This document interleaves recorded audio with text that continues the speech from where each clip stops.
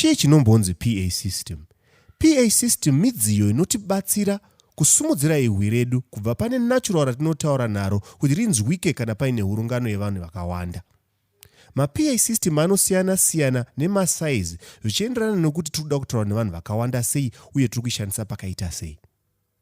Kazhinji unongosangana nemaspika maviri kana maspika anoita 4. Anokwanisa kuwedzera kudarika apa, but iyi yandichake ndichitaura ndiyo basic PA system. Kazhinji tinenge tine 2 maspika atinoti ma-full range speakers, then tozoita 2 maspika atinenge tichiti ma-bass bin. Maspika awa anopushwa nema-amplifier. Ma-amplifier ndiye anobudisa moto. Then zviridzwa zvese nema-microphone ese zvinoenda pane inonzi mixer. Mixer ndiyo inozanganisa zvinhu izvi zvozokandwa kuamplifier. Pakati pe-mixer ne-amplifier panowanzopinda chinonzi crossover. Crossover inotibatsira kuseparata ma-frequencies anoenda kuma-full range speakers nema-frequencies anoenda kuma-bass bin kuti zvirire zvakanaka zvichinzwika. Tabva ipapo tine ma-cables anotibatsira kujoina zvinhu zvese zvandataura izvizvi.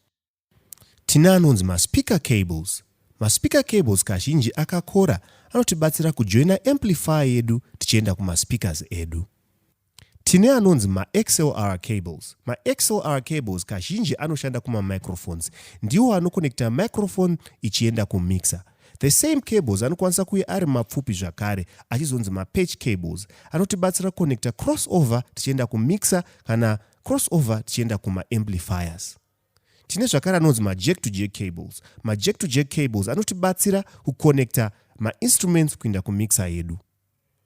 Ma-cables anowanda uye zvokutaura pamusoro pema-PA system zvakawanda, asi ndovimba neizvizvi makunzwisisawo zvishoma pamusoro pema-PA system. Kana mafarira zvamanzwa, ndibatei panhamba dzangu dzinoti 0773 680 777.